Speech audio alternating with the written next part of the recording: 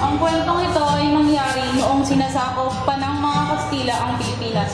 Ito ay tinawag na ang sigaw sa Pugad Lawig. Nagsimula ang mga serye ng kaganapan na ito dahil kay Teodoro Patiño, isang trabador sa Diario de Manila. Binabati ko kayo sa inyong matagumpay na pagsabi sa ating kilusan. Palagi niyong tatandaan ang ating mga patakaran. Oo, Supremo! Salamat po!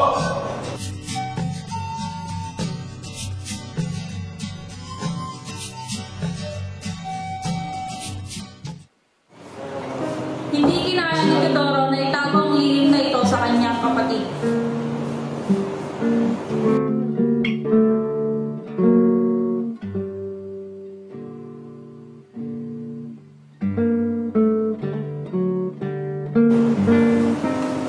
Gloria, hindi ko kaya magtago ng lihim sa'yo.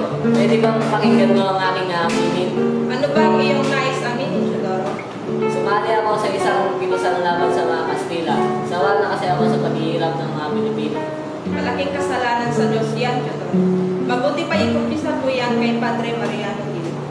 Ganun ba, Gloria? Aking gagawin ang iyong minumungkay.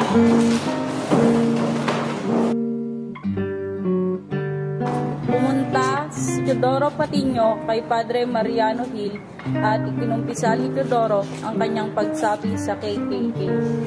Sa mga nalaman ni Padre Mariano Gil, sinumbong niya sa Gobernador General na mayroong kilusan na gustong magrebelde laban sa kanila.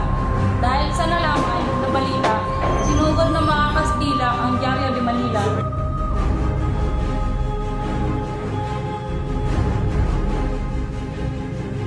Dahil sa mga kaganapan, nagtawag si Andres Bonifacio ng pangkalahatang pulong. Sawa na ba kayo sa paghalipusta ng mga Kastila sa ating mga Pilipino?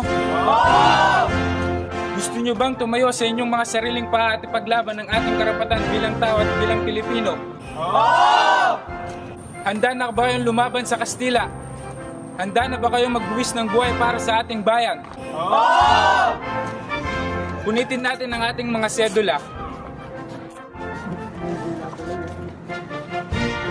Ito ang magpapatunay sa ating determinasyon sa paglaban sa mga Kastila.